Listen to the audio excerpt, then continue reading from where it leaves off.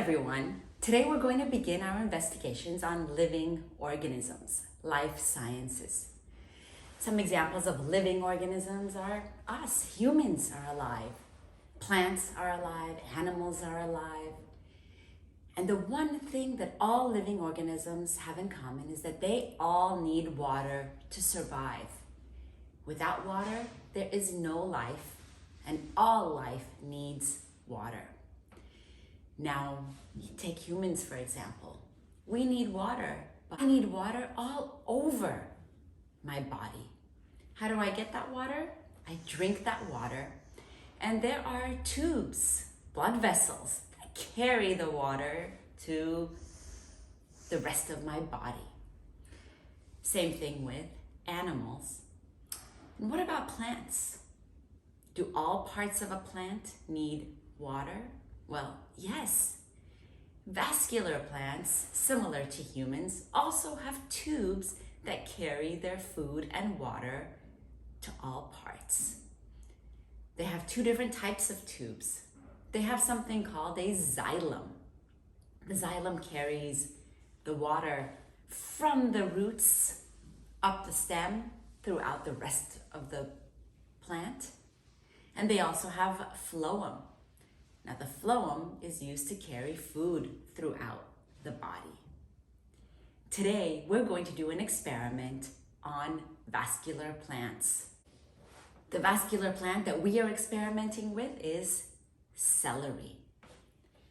Now, does this celery need water all over? Well, we have to do an experiment to find out. Let's go over what you'll need. For this lab, you will need to provide 4 pieces of celery of similar lengths. You will notice that 2 do not have leaves and 2 do have leaves. You will need to provide water, red food coloring, 5 vials. Plastic cups are just fine. You will also need either a kitchen scale or a balance, along with something to measure. I have gram pieces. You will also need a syringe that's provided for you in your enrichment bag. Before we get started, I'd like for you to design the experiment. Given all of these materials here, I want you to prove that plants really do need water, and that the water needs to be supplied to all parts of a plant. In the space below, you have 5 different sections. In each section, I want you to give me a detailed picture here of what is exactly going to go in those vials and how your experiment will prove our question. Take a minute, pause this video, and fill out this section. What we're going to do is use these 5 vials to put in water along with food coloring and be able to visualize transport of water through the celery stick. Why are we using food coloring? Well, water is clear. We can't see it go up through the green stem. We need to be able to change that color. Red food coloring will be a lot easier to visualize. Now, remembering what we have learned all about independent and dependent variables, remember, you want to keep things as consistent as possible and only changing one thing. Well, we have 5 vials here, 4 celery sticks. What we're going to do is weigh the celery sticks using either our kitchen scale or a balance before we do anything. Insert them into the vials. 2 vials will get water and 2 vials will not get water. And we are going to visualize and we are going to see what happens we are going to see what the difference is when the vials don't have water, when the celery sticks don't get any water. So our independent variable here would be the water, the one thing we're changing. We are testing two different samples of celery. We're testing leafless celery as well as leaved celery. But what's going to happen in the fifth vial? Well, the fifth vial is just going to get water. Just because we see the water level go down, does that mean that the celery took up all the water? Well, no. We know there's another way that water can escape, an open container. We have to account for evaporation. Let's go over the steps. Following the order on my chart, I'm going to add 25 milliliters of water to vial 1, 25 milliliters of water to vial 2, and 25 milliliters of water to vial 5. Vials 3 and 4 do not get any water.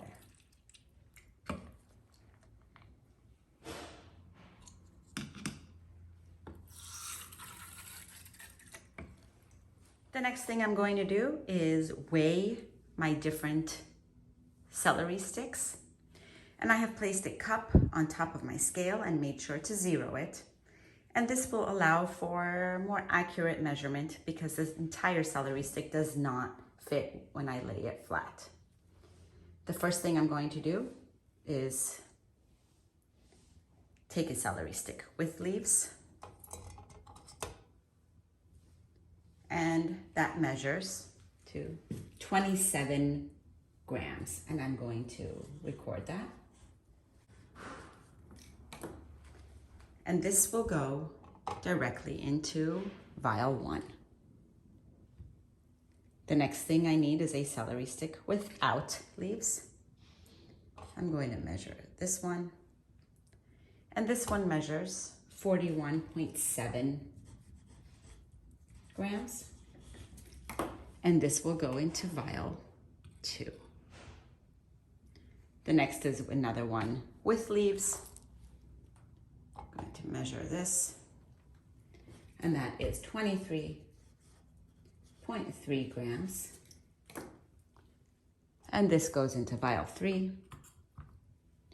And finally, my last celery stick, and this one measures 36.6 grams, and this will go into vial 4.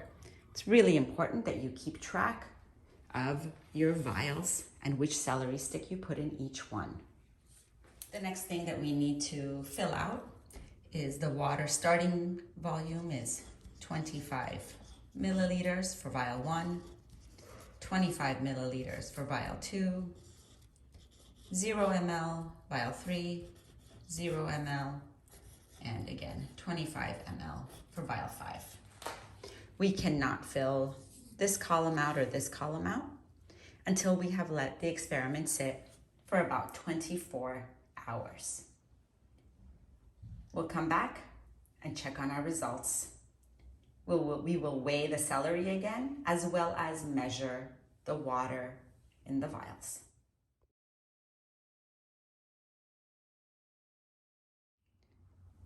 If you are using a balance, you would do it exactly the same way. Celery stick would go on one side. You would add gram pieces and record how many gram pieces each celery stick weighs and record accordingly.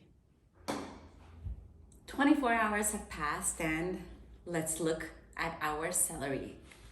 And what a difference! Wow! You remember the celery was all green, the leaves were green, and the stem was green.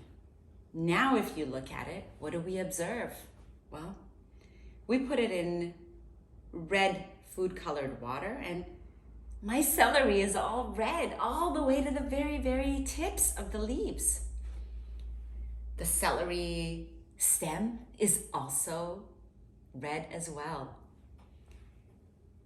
If you look at the two other celery sticks that were not in water, well, what else do we notice? They're not standing up straight. Why are they not standing up straight? Why is it falling over? The water that's going up through the xylem is actually acting kind of like a backbone and holding the celery sticks up. Not doing that here because there is no water and they're collapsing. Now what we have to do is measure our celery sticks, weigh them in grams, and also measure how much water is left in our vials to see how much was taken up by the celery. And we have this last vial that's going to account for evaporation. Let's take our measurements. Our first celery stick with leaves started off at 27 grams. And now I'm going to weigh this and see. And my new weight is 27.6 grams. The weight did go up. The second celery was at 41.7 grams. Oh wow, this one really went up.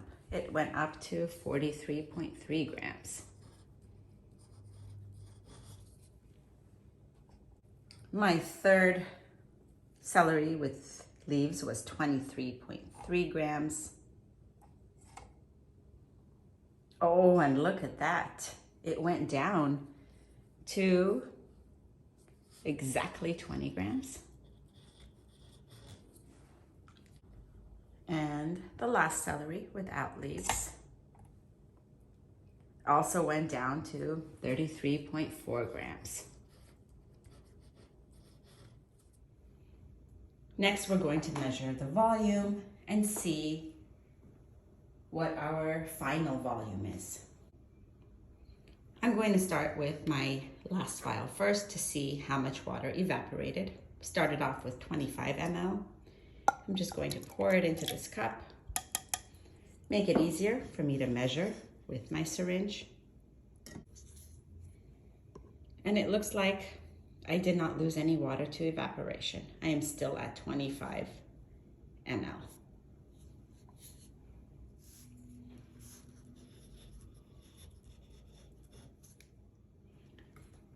My first vial also started at 25. Oh, I can already tell this is not 25 milliliters.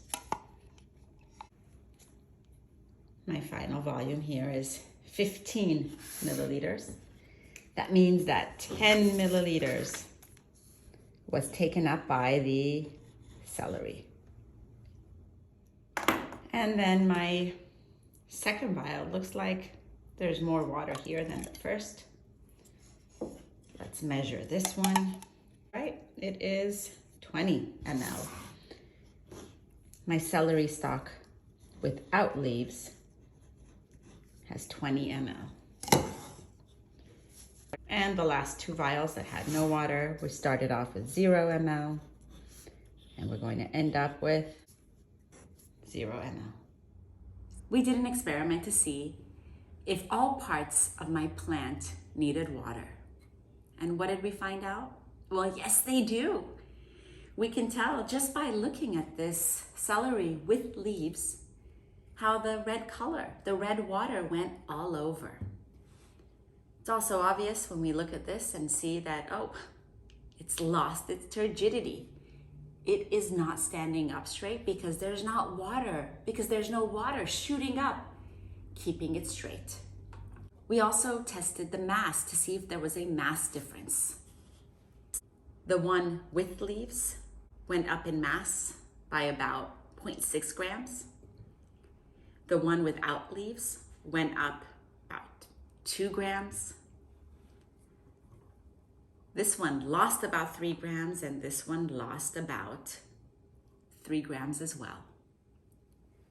But the volumes were not consistent. This first one took 10 mLs of water when this one only took 5 mLs. Evaporation here was not a part of it, but what does this tell us? That the celery with leaves actually takes up more water than the celery without the leaves. It also happens to lose the water. And that water loss also happens through the leaves, through a process called transpiration. You might have heard of humans perspiring or sweating. Leaves do something similar. They transpire. They lose water through their leaves. Celery, vascular plants take up water through the xylem, and that water goes through all parts of a plant. Go ahead and try this experiment. Make sure to record your results.